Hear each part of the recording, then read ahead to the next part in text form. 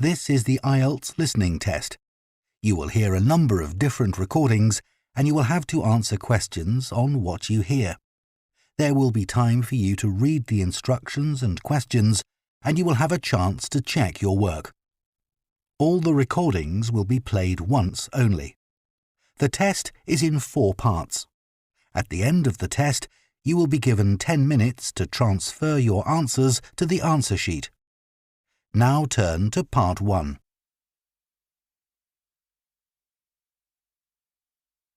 Part 1. You will hear a woman called Jan phoning a man about their local conservation group. First, you have some time to look at questions 1 to 5.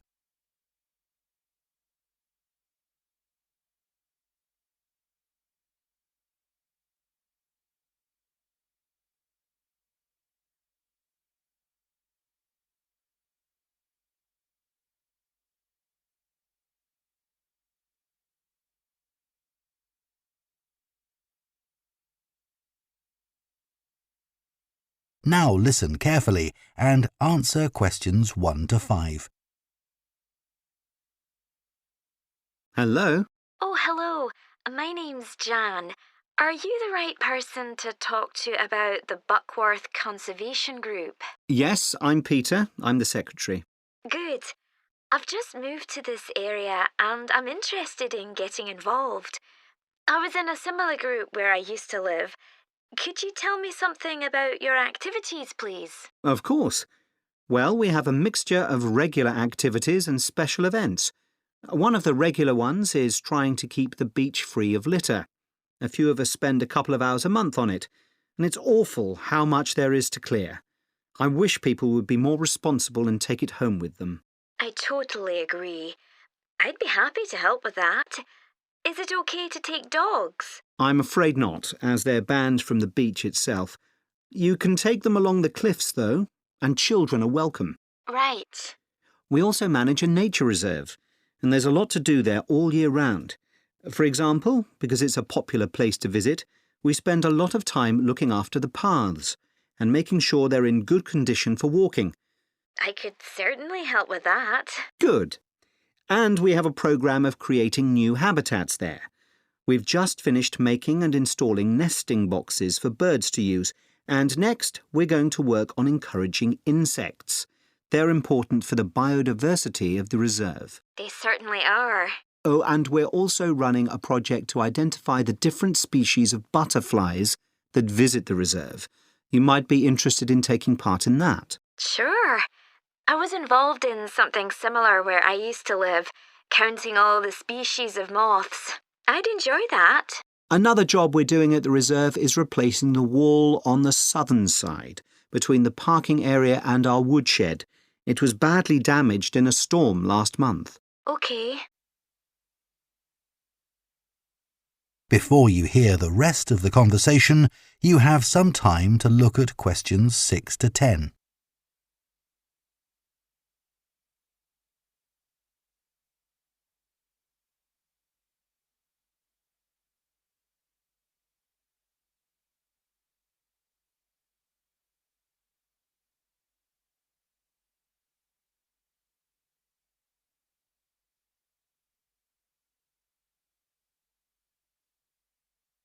Now listen and answer questions 6 to 10. Then, as I said, we have a programme of events as well, both at the weekend and during the week. Right. I presume you have guided walks. I'd like to get to know the local countryside as I'm new to the area. Yes, we do. The next walk is to Ruston Island a week on Saturday. We'll be meeting in the car park at Dunsmore Beach at low tide. That's when the sands are dry enough for us to walk to the island without getting wet. Sounds good.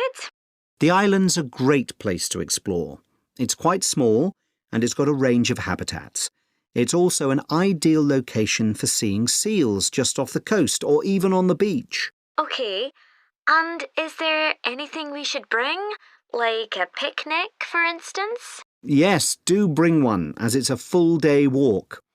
And of course, it'll be wet walking across and back, so make sure your boots are waterproof. I must buy a new pair. There's a hole in one of my current ones. Well, I'd definitely like to come on the walk. Great. Then later this month we're having a one-day woodwork session in Hopton Wood. I've never tried that before. Is it okay for beginners to take part? Definitely. There'll be a couple of experts leading the session, and we keep the number of participants down, so you'll get as much help as you need. Excellent. I'd love to be able to make chairs. That's probably too ambitious for one day. You'll be starting with wooden spoons, and of course learning how to use the tools. And anything you make is yours to take home with you. That sounds like fun. When is it? It's on the 17th from 10 a.m. until 3. There's a charge of £35, including lunch, or £40 if you want to camp in the wood. I should think I'll come home the same day. Well, I'd certainly like to join the group. It sounds like you've got... That is the end of Part 1. You now have half a minute to check your answers to Part 1.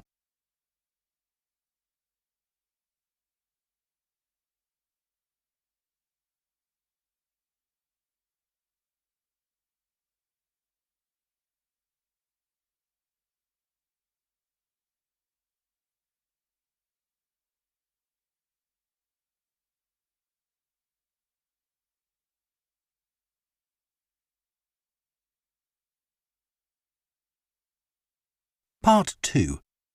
You will hear a tour guide, Lou Miller, speaking to a group of people about a boat trip they are going to take around the Australian island of Tasmania.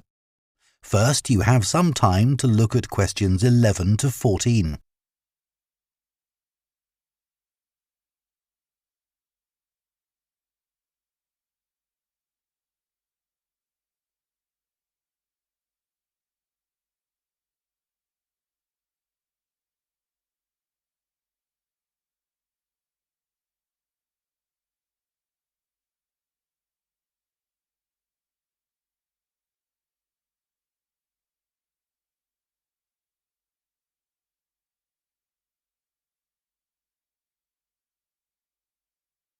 Now listen carefully and answer questions 11 to 14. So, hello everyone. My name's Lou Miller and I'm going to be your tour guide today as we take this fantastic boat trip around the Tasmanian coast. Before we set off, I just want to tell you a few things about our journey. Our boats aren't huge, as you can see. We already have 3 staff members on board, and on top of that, we can transport a further 15 people, that's you, around the coastline. But please note, if there are more than 9 people on either side of the boat, we'll move some of you over. Otherwise, all 18 of us will end up in the sea. We've recently upgraded all our boats. They used to be jet black, but our new ones now have these comfortable dark red seats and a light green exterior in order to stand out from others and help promote our company. This gives our boats a rather unique appearance, don't you think? We offer you a free lunchbox during the trip, and we have 3 types. Lunchbox 1 contains ham and tomato sandwiches. Lunchbox 2 contains a cheddar cheese roll. And Lunchbox 3 is salad-based and also contains eggs and tuna. All 3 lunchboxes also have a packet of crisps and chocolate bar inside. Please let staff know which lunchbox you prefer. I'm sure I don't have to ask you not to throw anything into the sea. We don't have any bins to put litter in, but Jess, myself or Ray, our other guide, will collect it from you after lunch and put it all in a large plastic sack. Before you hear the rest of the talk, you have some time to look at questions 15 to 20.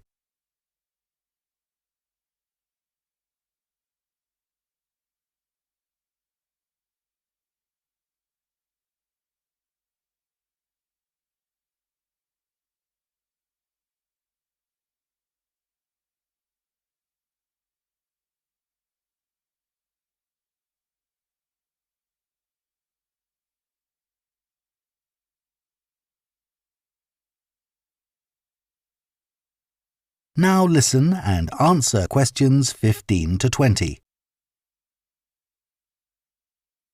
The engine on the boat makes quite a lot of noise, so before we head off, let me tell you a few things about what you're going to see. This area is famous for its ancient lighthouse, which you'll see from the boat as we turn past the first little island. It was built in 1838 to protect sailors, as a number of shipwrecks had led to significant loss of life. The construction itself was complicated, as some of the original drawings kept by the local council show. It sits right on top of the cliffs in a very isolated spot. In the 19th century, there were many jobs there, such as polishing the brass lamps, chopping firewood, and cleaning windows that kept lighthouse keepers busy. These workers were mainly prison convicts until the middle of that century, when ordinary families willing to live in such circumstances took over. Some of you have asked me what creatures we can expect to see. I know everyone loves the penguins, but they're very shy and unfortunately tend to hide from passing boats. But you might see birds in the distance, such as sea eagles, flying around the cliff edges where they nest. When we get to the rocky area inhabited by fur seals, we'll stop and watch them swimming around the coast. They're inquisitive creatures, so don't be surprised if one pops up right in front of you. Their predators, orca whales, hunt along the coastline too, but spotting one of these is rare. Dolphins, on the other hand, can sometimes approach on their own or in groups as they ride the waves beside us. Lastly, I want to mention the caves. Tasmania is famous for its caves, and the ones we'll pass by are so amazing that people are lost for words when they see them. They can only be approached by sea, but if you feel that you want to see more than we're able to show you, then you can take a kayak into the area on another day, and one of our staff will give you more information on that. What we'll do is to go through a narrow channel, past some incredible rock formations, and from there we'll be able to see the openings to the caves, and at that point we'll talk to you about what lies beyond. That is the end of Part 2. You now have half a minute to check your answers to Part 2.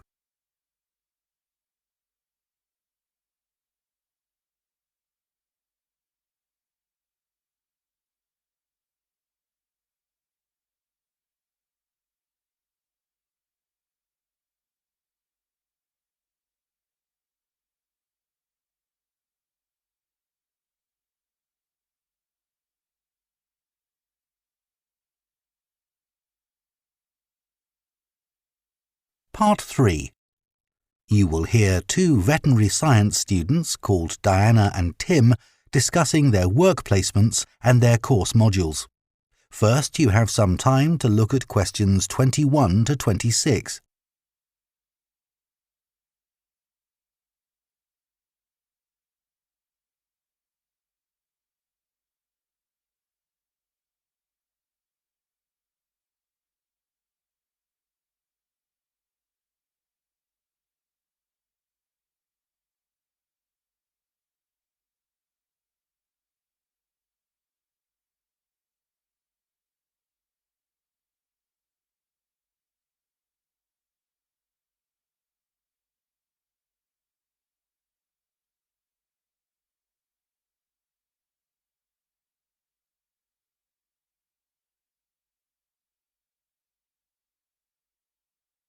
Now listen carefully and answer questions 21 to 26. So, Tim, we have to do a short summary of our work experience on a farm. Right. My farm was great, but arranging the work experience was hard. One problem was it was miles away and I don't drive. And also, I'd really wanted a placement for a month, but I could only get one for 2 weeks. I was lucky. The farmer let me stay on the farm, so I didn't have to travel. But finding the right sort of farm to apply to wasn't easy. No, they don't seem to have websites, do they? I found mine through a friend of my mother's, but it wasn't easy. No. My farm was mostly livestock, especially sheep.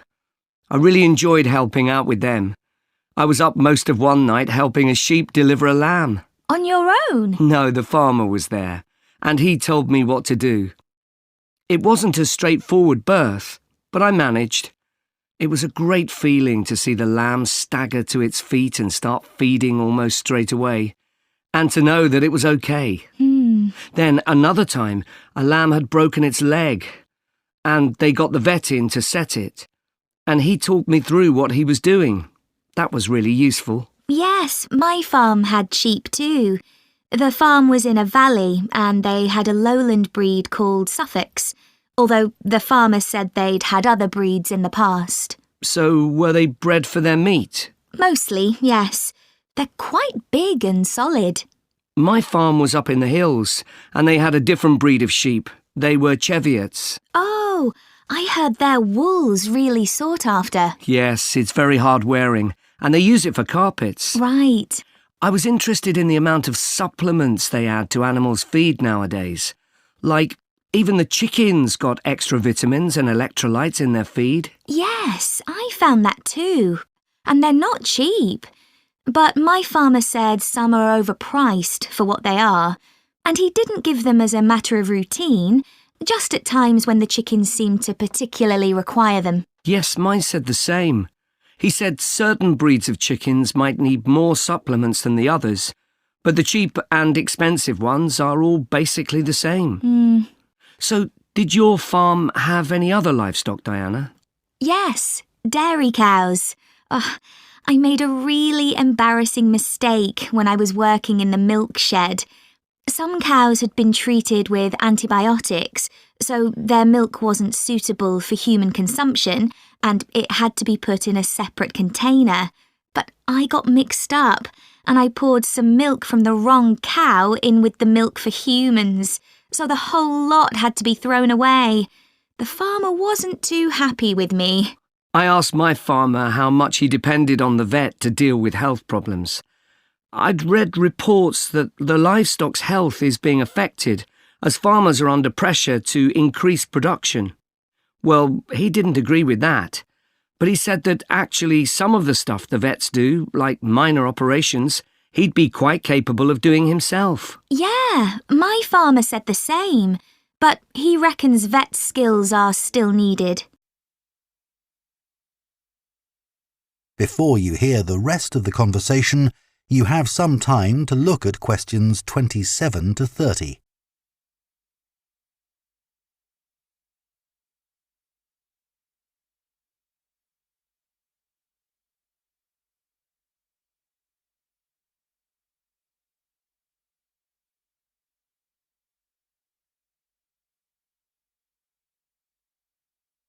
Now listen and answer questions 27 to 30. Now we've got to give a bit of feedback about last term's modules. Just short comments, apparently. Shall we do that now? OK, so medical terminology. Well, my heart sank when I saw that, especially right at the beginning of the course, and I did struggle with it. I thought it'd be hard, but actually I found it all quite straightforward. What did you think about diet and nutrition? OK, I suppose. Do you remember what they told us about pet food and the fact that there's such limited checking into whether or not it's contaminated? I mean, in comparison with the checks on food for humans, I thought that was terrible. I think the module that really impressed me was the animal disease one, when we looked at domesticated animals in different parts of the world, like camels and water buffalo and alpaca. The economies of so many countries depend on these, but scientists don't know much about the diseases that affect them. Yes. I thought they'd know a lot about ways of controlling and eradicating those diseases, but that's not the case at all. I loved the wildlife medication unit. Things like helping birds that have been caught in oil spills. That's something I hadn't thought about before. Yeah, I thought I might write my dissertation on something connected with that. Right. So, actually, I was thinking something along the same lines. That is the end of Part 3.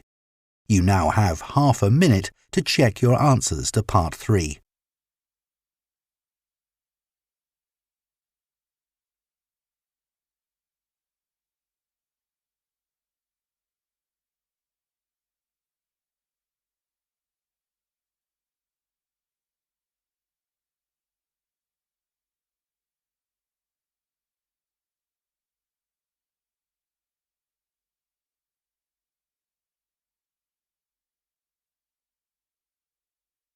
Part 4. You will hear an anthropology student giving a presentation on spiral path designs known as labyrinths. First, you have some time to look at questions 31 to 40.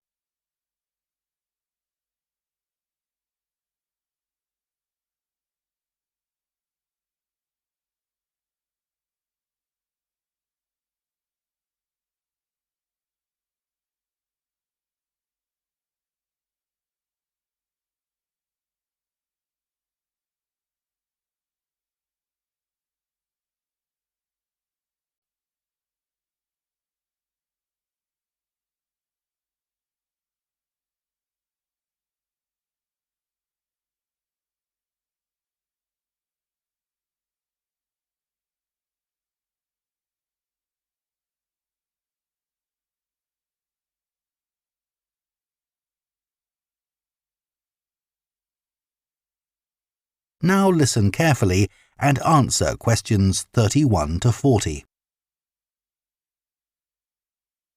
Labyrinths have existed for well over 4,000 years.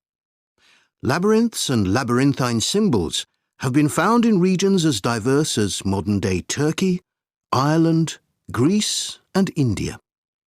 There are various designs of labyrinth, but what they all have in common is a winding spiral path which leads to a central area.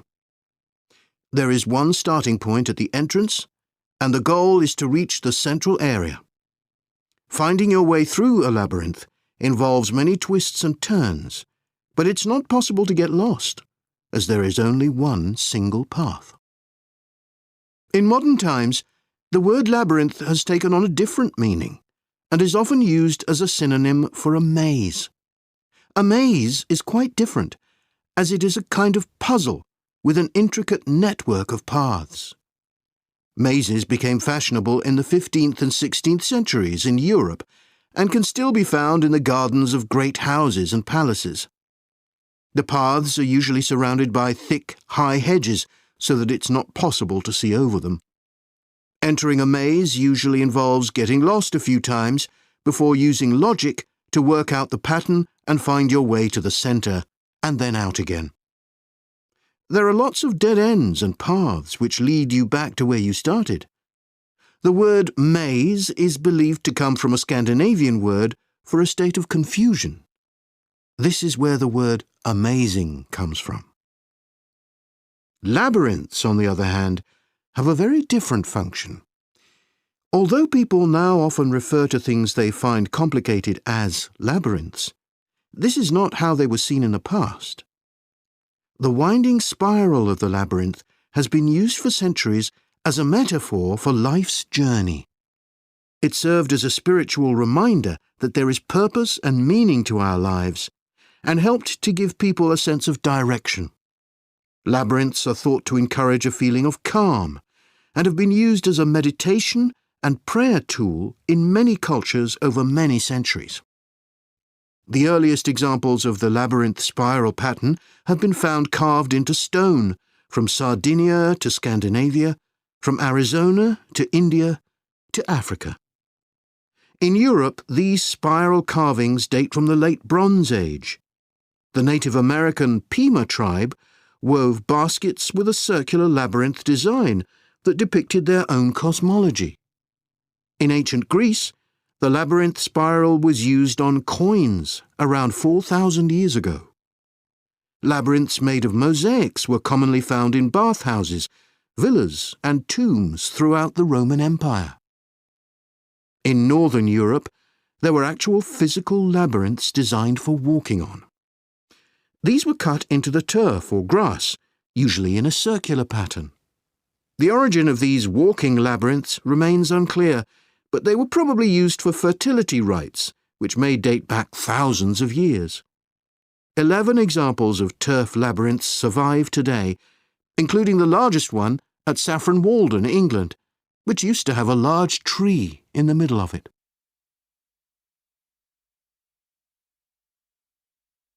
More recently, labyrinths have experienced something of a revival.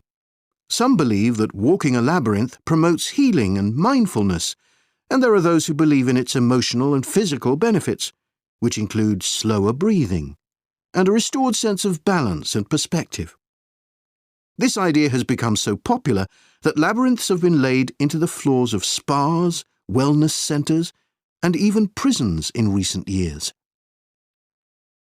A pamphlet at Colorado Children's Hospital informs patients that walking a labyrinth can often calm people in the midst of a crisis. And apparently, it's not only patients who benefit. Many visitors find walking a labyrinth less stressful than sitting in a corridor or waiting room. Some doctors even walk the labyrinth during their breaks. In some hospitals, patients who can't walk can have a paper finger labyrinth brought to their bed. The science behind the theory is a little sketchy, but there are dozens of small-scale studies which support claims about the benefits of labyrinths. For example, one study found that walking a labyrinth provided short-term calming, relaxation and relief from anxiety for Alzheimer's patients. So what is it about labyrinths that makes their appeal so universal?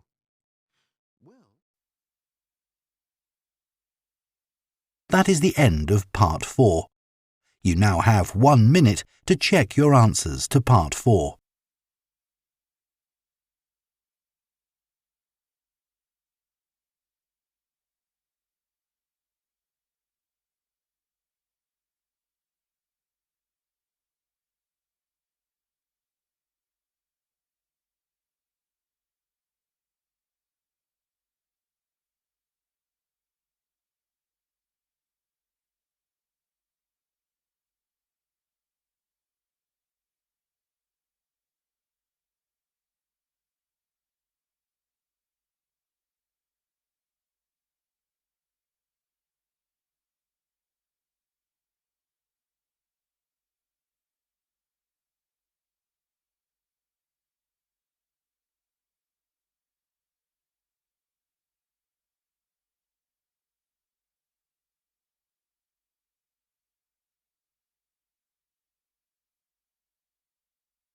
That is the end of the listening test. In the Ielts test, you would now have 10 minutes to transfer your answers to the answer sheet.